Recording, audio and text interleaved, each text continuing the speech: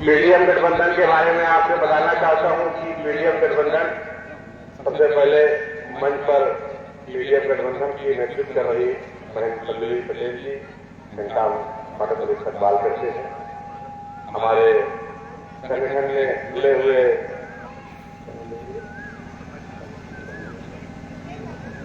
प्रेमचंद जी, जो कि मीडियम गठबंधन के हिस्सा है, इनका भी हम स्वागत और इस्तकबाल करते हैं। साथ ही आज प्रेमचंद जी के दावत पर यहाँ आने का मुझको मौका मिला। मैं ये बात समझाना चाहता हूँ कि ये मीडियम गठबंधन क्या है और इसकी जरूरत क्यों पड़ी। आपके क्षेत्र में क्योंकि दलित समाज के प्रेमचंद जी प्रत्याशी हैं, इसलिए मैं पहले अपनी बात दलित समाज के बारे में ही करना चाहता हूँ। साथियों, हिंदुस्तान की तारीख में दलित समाज से निकले हुए दलितों के सरमोर सर के ताज बाबा साहब अम्बेडकर जी ने, जिन्होंने हिंदुस्तान का संविधान लिखा, आप उसी समाज से ताल्लुक रखते हैं।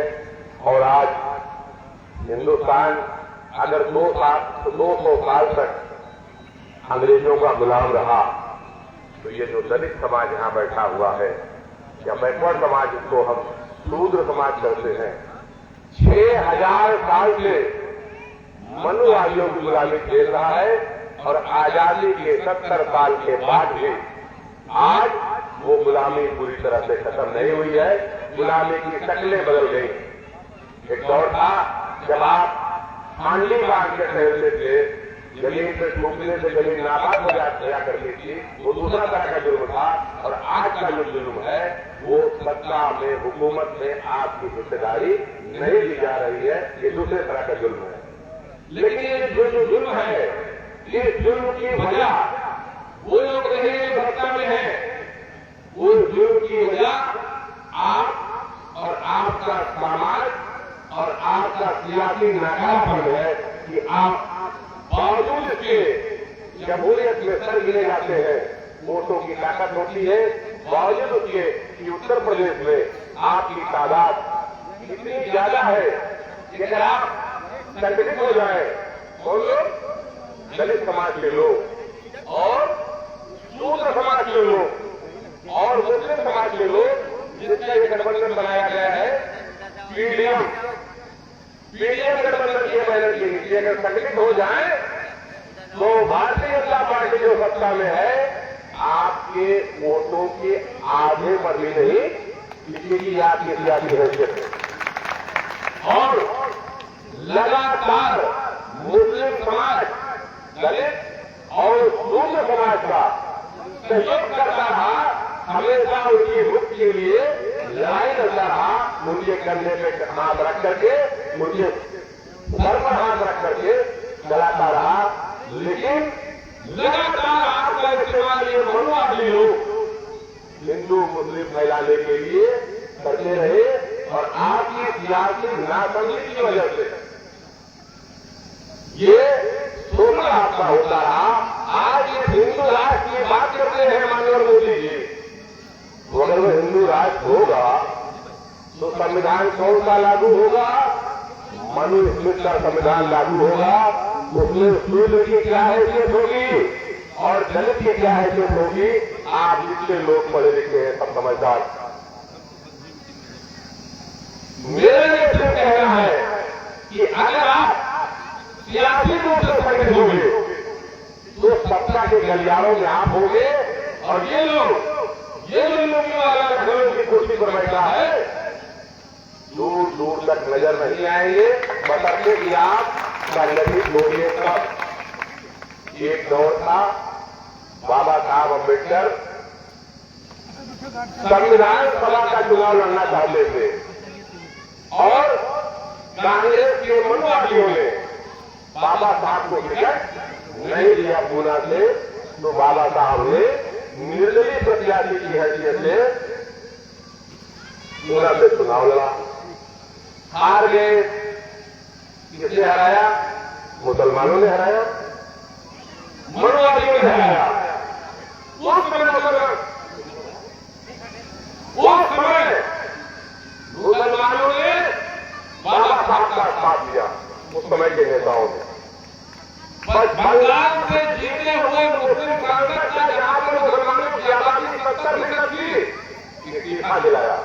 और बाबा साहब का हाथ पकड़कर वहां ले गए, प्रत्याशी के रूप में वहां पर इलेक्शन में चुनाव लड़ाया और जिता करके संविधान सभा में भेजा। ये बाबा साहब की प्रतिमा आप हर चौराहे पर देख रहे हो। उस बाबा साहब को बाबा साहब किसने बनाया, इसको भी समझ लीजिए। इसे हिंदुस्तान में रहने वाले सिर्फ और सिर्फ मुसलमानों ने बाबा साहब को अपने आदमी का वजीफा जलाकर उसी से चुनाव लगा करके संविधान सभा में भेजा। तब बाबा साहब को संविधान लिखने का हक प्राप्त हुआ। बाबा साहब उसके बाद कभी पार्लियामेंट में नहीं पहुंच सके। क्या ये मुसलमानों ने आपके समाज के साथ ऐसा नहीं किया था हिंदुस्तान में? आपकी तरक्की के लिए किया था ना। फिर आपका कोई दोबारा नेतृत्व नहीं खड़ा हुआ बाबा साहब के बाद। पहली बार उत्तर प्रदेश में मास्टर काशीराम जी खड़े हुए। बताओ काशीराम के बाद लाठी लेकर कौन खड़ा था? काशीराम जी ने उत्तर प्रदेश में राजनीति में आए और उन्हें बहुजन समाज पार्टी का गठन किया। घंटा नहीं लगा सकते थे आपके समाज के लोग, जो पुराने लोग हैं जानते हो। रात में दलित बस्तियों में रात के अंधेरे में मीटिंग होती थी, और अगर होती थी तो किसी मुसलमान के कल्याण में, किसी मुसलमान के दलान में, किसी मुसलमान के चौराहे पर, किसी मुसलमान के गांव में होती थी। अब कराता कौन था? लाठी लेके मुसलमान खड़ा होकर कराता था। क्या ये सही नहीं है? क्या ये सही नहीं है? आपके सियासी उत्थान के लिए मुसलमानों ने काम किया, उसके बदले में आपने कोई मजबूरी तो नहीं दी। जब बहुजन समाज पार्टी सत्ता में आई तो उत्तर प्रदेश में मुसलमानों की आबादी 25%, सरकार ने आकर के मुताबिक 40%, अगर सरकार ने आकर के मुताबिक 25%, 25% मुसलमान अपने तन, मन और धन से काशीराम जी के साथ खड़ा हुआ कि आपके साथ 6,000 कम देश में जुल्म हो रहा है, तुम्हारे साथ इंसाफ होना चाहिए, क्योंकि हमारा मजहब ये सिखाता है कि जिसके साथ जुल्म हो रहा हो उसको मदद करो। उसकी मजदूरी लेने के लिए नहीं, उसको इंसाफ दिलाने के लिए। साथियों, काशीराम जी के नेतृत्व में तीन मरतबा सरकार बनी उत्तर प्रदेश में। इत्तेफाक में काशीराम जी की उम्र जवाब दे गई, बेचारे ईश्वर के प्यारे हो गए, यहां से चले गए। आप ये बताइए कि दलित समाज के उत्थान के लिए उस समय मुसलमानों ने काम किया। लेकिन दलित नेतृत्व जिसमें हिंदू समाज आता है, जिसमें मल्लाह समाज आता है, जिसमें केवट समाज आता है, और जिसमें पाटी समाज आता है, जिसमें मुसलमान समाज आता है, जिसमें जमात समाज आता है, इनको कल्याण के लिए आपके साथ उत्तर प्रदेश में मुसलमान खड़ा नहीं खड़ा था। आपके हालात बदले, लेकिन मुसलमानों की मदद की।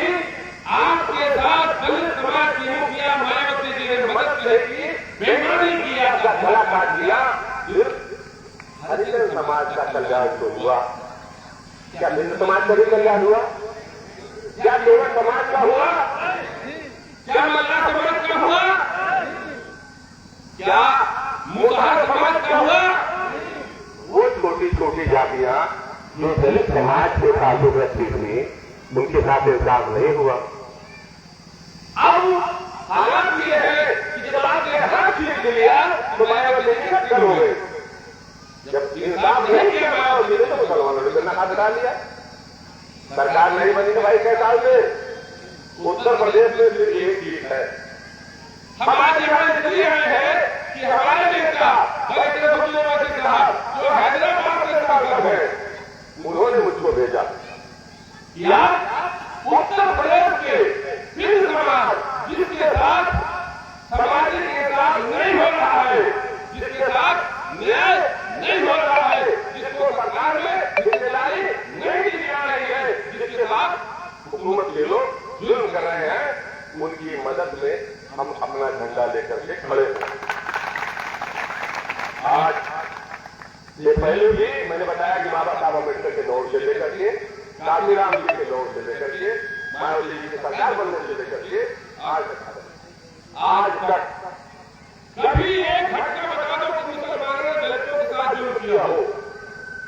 1000 साल तक, लगभग 800 साल तक इस मुल्क में मुसलमानों की हुकूमत रही। कभी क्या दलितों के साथ मुसलमानों ने कोई जुल्म किया?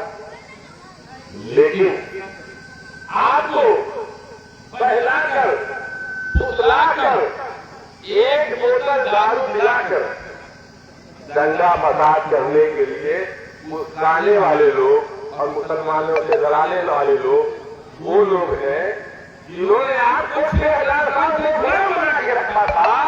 आज की हैसियत ये नहीं थी इस हिंदुस्तान में कि आप अपना मकान बना सको, अपनी खेती कर सको।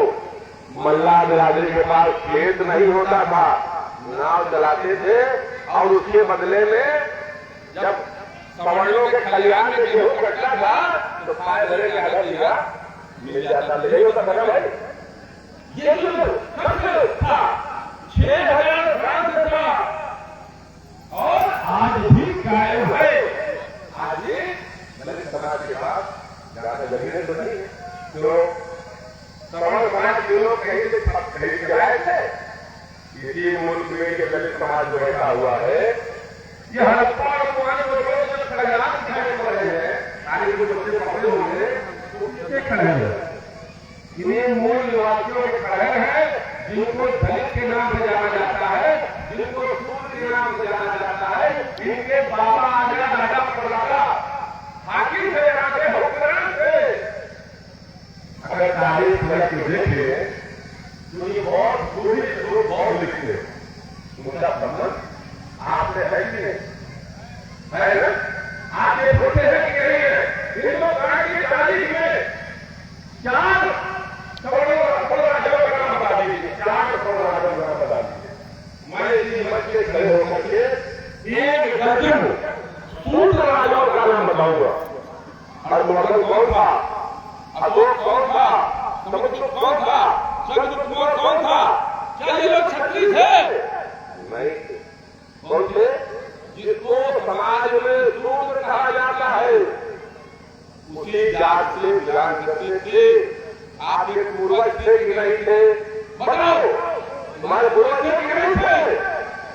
ये मुल्क तुम्हारे आजाद का है कि नहीं है? तुम्हारी हैसियत क्या है? क्या है तुम्हारी हैसियत? कूड़ा उठाने के अलावा तुम्हारे पास कोई काम है? नहीं है। क्यों नहीं है? हुकूमत में आज जो सिस्टम लागू होने के बाद वोटों की तादाद कितने होता है जो हुकूमत कौन करेगा? ऐसे नहीं होता नहीं। प्रधान से बनता है तो कितने बातें जाता होगा, वो प्रधान मत है ना। आपके पास वोट तो ज्यादा है। कितना है भाई? लगभग 18-20% सूद समाज के लोग और लगभग 18-20% के आसपास दलित समाज के लोग और शूद्र समाज को जोड़ लीजिए, जिसको वर्ण व्यवस्था में नौकरी करने के लिए नौकर के रूप में रखा गया है, तो आपकी तादाद लगभग 70-75% पहुंचती नहीं पहुंचती। मुसलमान को किनारे कर लिए तब भी आप लगभग 60-70% पहुंच रहे। कितने फीसद वोटों वाले हुकूमत में है? मुल्क आजाद हुआ कांग्रेस के दौर में 3% लोग ले आए थे जो 50 साल तक उत्तर प्रदेश में हुकूमत किए। ये नहीं किए। आप लोग क्या लिए? दारू का ठेका रहेगा भाई गांव में और काला वाला क्या होता है? उसकी दुकान आपके मोहल्ले के नजदीक रहेगी। दिन भर मजदूरी के साथ ले आओगे तो काला खा के स्वर्ग दिखाई पड़ रहा, इन्हें दिखाई पड़ रहा है कि तुम्हें बाबा दादा के मछली के वो हुकूमत कर रहे हैं जिन्होंने आपके बाबा दादा के रूप में हुकूमत कब्जा किया था। और आज भी आपको सूद जिसको कहते हैं सूद कोई सम्मान में सकते है। डॉक्टर सोनेलाल जी जिसके नाम के साथ डॉक्टर लिखा हुआ, उनकी सुपुत्री जो मंच पर बैठी है इनके साथ भी डॉक्टर लिखा हुआ मल्लवी पटेल जी। लेकिन क्या ये सवर्ण समाज में सम्मानित है? बताओ अपने इतिहास रखकर क्या ये सवर्ण समाज में सम्मानित है? शूद्र है। जिसका उदाहरण लेना चाहो तो ले लो। ये समय उत्तर प्रदेश की सत्ता में जो आदमी बैठा हुआ है लुंगी वाला, जब ये मुख्यमंत्री बना था तो उत्तर प्रदेश का मुख्यमंत्री निवास काहे से धोया गया था?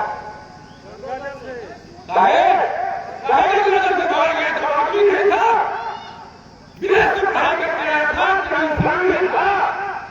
बताओ बताओ, उत्तर प्रदेश में बसने वाले सुनो, क्या वो आदमी इंसान नहीं था? ये सुरजीत बंगले में रहता था। अगर वो बंगला इतना शुद्ध था कि उसको धुलने के लिए गंगा जल की जरूरत थी, तो तुम्हारा दिमाग कितना अशुद्ध है कि उसी के पीछे लग करके वोट दे करके आपकी बात कौन करेगा 400 बार? अगर तुम करोगे तब वो 300-400 पहुंचेगा, नहीं करोगे तो धक्का हो जाएगा। तुम्हारी क्या औकात है? लेकिन अपनी औकात में नहीं समझ रहे। सियासत में कर्म किए जाते हैं। हमारा समाज जिसकी आबादी 25% है, कभी उत्तर प्रदेश में, कभी उत्तर प्रदेश में, बल्कि ये पूरे हिंदुस्तान में कभी ये कोशिश नहीं की कि लुंगी वाले कुर्सी पर हम बैठेंगे। कोशिश नहीं की, इरादा भी नहीं किया, नियत भी नहीं बनाया, पार्टी भी नहीं बनाई। चलो जो कर रहा है उसके साथ मदद करो। इस विश्वास के साथ कि आप ये मदद करेंगे, आप हुकूमत को महाराष्ट्र में किए हो, इस विश्वास के साथ आपकी मदद करेंगे, आप हुकूमत करो। हमने इरादा नहीं किया। अगर हम इरादा करें, हमारा समाज इरादा करे, हमारा समाज संगठित हो, तो क्या ये 15% वाले जो हिंदुस्तान से मुसलमानों को मिटाने की बात करते हैं? अभी उत्तर प्रदेश का मुखिया कहीं बात कर रहा था,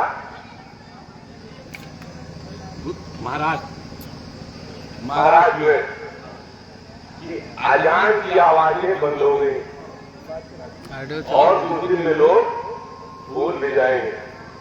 अजान मतलब जानते क्या है? अल्लाहू अकबर, अल्लाहू अकबर। इसका मतलब क्या हुआ? अरबी का शब्द है, इसका मतलब है ईश्वर एक है, ईश्वर एक है। आप बताओ, ईश्वर एक है कि कई है?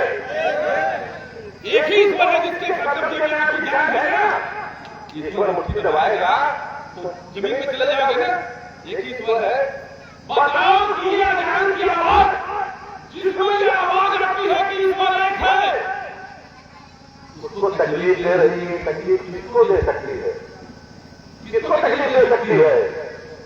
हिंदी शब्दावली में एक शब्द है राक्षस, है ना? उसका मतलब क्या होता है? वो व्यक्ति जो धर्म का विरोधी हो। ये मतलब होता है ना भाई। और इस्लामी शब्द का एक चीज है जिसको कहते हैं इब्लीस। इब्लीस मतलब शैतान। ईश्वर एक है, इस बात का विरोध करने वाला कौन हो सकता है? जवाब दो। आपके हाथ में ताकत है, अगर चाहो तो इस तरह की बात करने वाले को खट्टर कर सकते हो। कैसे कर सकते हो? खट्टर। उत्तर प्रदेश में मुसलमानों ने जिस दिन से कांग्रेस के सर से अपना हाथ हटा लिया, ढक्कन हो गए, कभी दोबारा नजर नहीं आया। उससे पहले कांग्रेस के लोग बड़ी बड़ी गाड़ियों से चलते थे नहीं चलते। और जिस दिन से मायावती के सर से उठा लिया, ढक्कन हो गए। अब क्या कर रही है? मनुवादियों की गुलामी कर रही है। टिकट उनका कौन तय कर रहा है? उनका टिकट अमित शाह तय कर रहे हैं कि तुम फला सीट में फला को लड़ाओगे।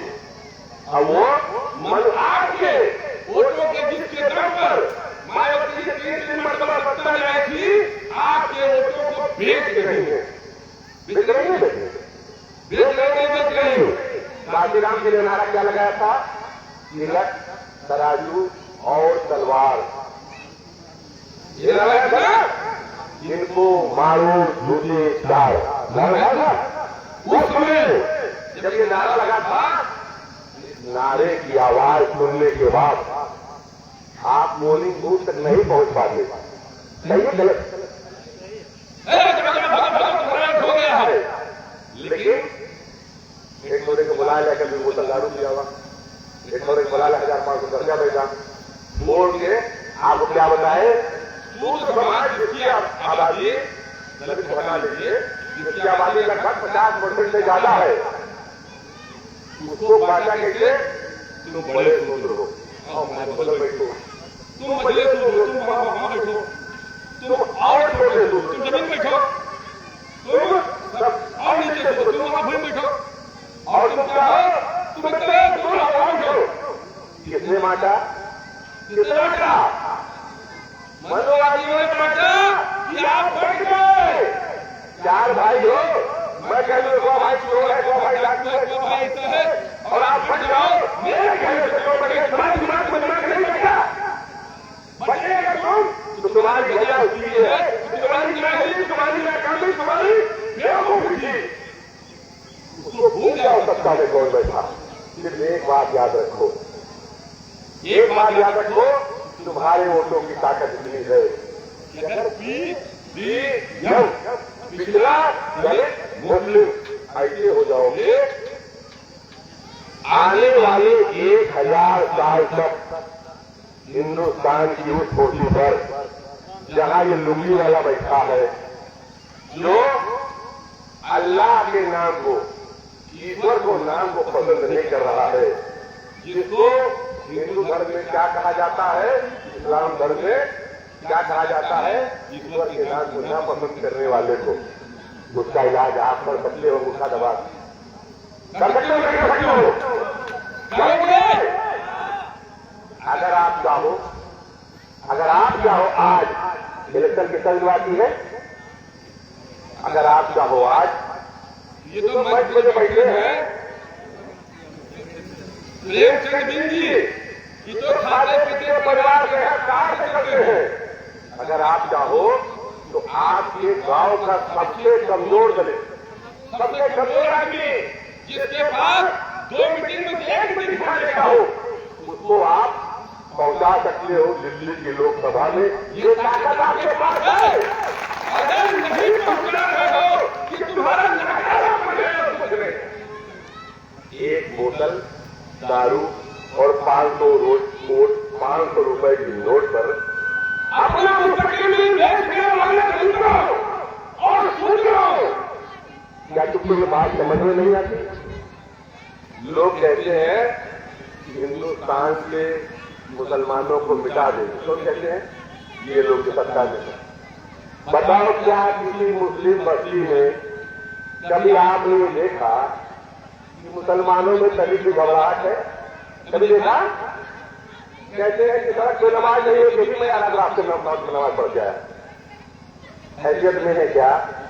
कितना बड़ा दुनिया है, इसमें छोटा सा मुल्क हिंदुस्तान, और इसमें छोटे से मुल्क में 26वां हिस्से में एक राज्य उत्तर प्रदेश, उसमें कुर्सी पर बैठने वाला आपके वोटों के दम पे जो मात्र 5 साल के लिए आपकी हरवाही करने के लिए बैठा है, उसका ये है कि राज्य कहता है कि चांद को छोड़ेंगे, इसको छोड़ेंगे, ईश्वर के नाम लेने वाले प्रभु हम कर देंगे।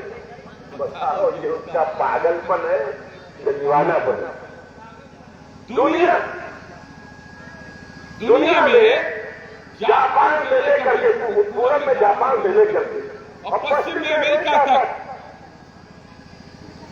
हर जगह पर हय्यल सलाह और हय्यल सलाह की आवाजें बुलंद हैं, अल्लाह अकबर की आवाजें आ रही हैं। और मुसलमान तो वो है कि अभी आप देखिए एक फिलिस्तीन में मस्जिद का मामला चल रहा है, दुनिया की सबसे बड़ी बड़ी ताकतें वहां बम मार रही हैं, लेकिन लोग बच्चे मर जाते हैं, उसके बाद भी मुस्कुराते हैं, क्या कहते हैं, हम कामयाब हो गए, फेल नहीं हुए। क्यों? हमारी मौत अगर इस मंच पे है, इन्होंने समझ नहीं कर रखा है, तब मरेगा कौन? अगर हमारी मौत इस मंच पे है तो धरती का कौन कभी है जो मुझको इस मंच से उतरने से जिंदा रख सकता है? बताओ। नहीं ना, तुम्हारी भी मौत की इन्होंने तय कर रखी है। ये जो टहल रहे हैं लुंगी पहन करके, ये तय करते हैं कि हम हिंदू राष्ट्र बनाएंगे और तुमको फिर से गुलाम बनाएंगे। अगर तुम गुलाम बनना चाहते हो तो बन जाओ। मुसलमानों का बाल माता कोई न कर पाया है, न करेगा। हम मरेंगे, हम अगर मरेंगे तो हम इसी जहाँ मरेंगे वही दफन होंगे। 1000 साल बाद जमीन खोदी जाएगी तो मेरी हड्डी कुछ न कुछ उसका डीएनए निकलेगा। लेकिन ये लुंगी वाला जो ईश्वर का अल्लाह का नाम मिटाना चाह रहा है, जब ये मरेगा तो उसकी राख गंगा में डाली जाएगी और गंगा से बहते बहते कहाँ जाएगी? बांग्लादेश चली जाएगी। कहाँ चली जाएगी भैया? कहाँ जाएगी? आप बताओ, हिंदू राष्ट्र बना रहे हैं। अभी अपनी उसी तकरीर में महाराष्ट्र में उन्होंने क्या कहा कि इंडिया गठबंधन वालों के आत्मा में औरंगजेब की आत्मा लुट गई। बात है ना, कैसेट में चल रहा है। साथियों, हिंदुस्तान की तारीख में ये कहा जाता है हिंदुस्तान सोने की चिड़िया थी। कहा जाता है दूध और भैंस की नदियां बहती थी। कहा जाता है किस दौर में? क्या उस विश्व के दौर में जब दलितों का बहुत बड़ा कत्लेआम हो रहा था उस दौर में थी? नहीं, ये दौर में थे मुगल साम्राज्य औरंगजेब रहमतुल्लाह अलैह के दरबार में हुकूमत में इस मुल्क की जीडीपी 27% थी। कितनी? पूरी दुनिया का व्यापार की 27% पूंजी अकेले हिंदुस्तान की मुगलों के पास था, औरंगजेब के पास थी। कितने? 27%। और उसी लालच में पूंजी के ब्रिटेन के लोग, फ्रांस के लोग, तमाम लोग हिंदुस्तान व्यापार करने आते थे। हिंदुस्तान क्या करने आते थे? हिंदुस्तान क्या करने आते थे? हिंदुस्तान क्या करने आते थे? ब्रिटेन के लोग हिंदुस्तान में हुकूमत में आकर के साहिबाद कटोरे खड़े थे। आपके पास दौलत थी, आपकी दौलत की महक इसको बुला के लाती थी ना। 10 साल से हिंदुस्तान की सत्ता के सजाकर पर कौन बैठा है? हिंदू हृदय सम्राट बैठा है। नाम क्या है? नरेंद्र मोदी। और आज हिंदुस्तान की जीडीपी 3% है। कितनी भैया? 3%। पूरी दुनिया में जितनी दौलत है आपकी हिस्सेदारी मात्र 3% की है। आपके यहाँ IIM में पढ़ के आला तालीम याफ्ता बच्चे कहाँ जाते हैं? अमेरिका चले जाते हैं, ब्रिटेन चले जाते हैं, कनाडा चले जाते हैं। कहाँ चले जाते हैं? जिससे थोड़े पास गाँव में धंधा है, मुंबई चला जाती है। वैसे जो आला ज्यादा काबिल लड़के पढ़े लिखे हैं हिंदुस्तान में लौटे जाए अमेरिका।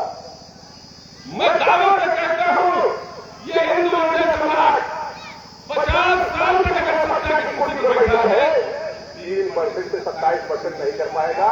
कौन सा राम राज लाना चाहते?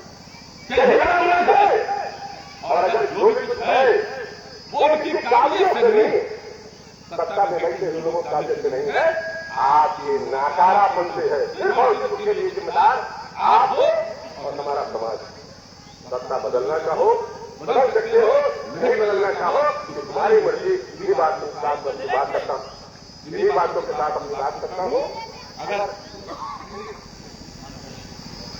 अगर आप बदलना चाहते हो तो आपके बीच का गरीब की औलाद किसी अखबार में नहीं पैदा हुआ, नहीं काम में दूर होगा, थोड़ा बहुत खेती बाड़ी होगी तो बहुत बड़ी कारोबारी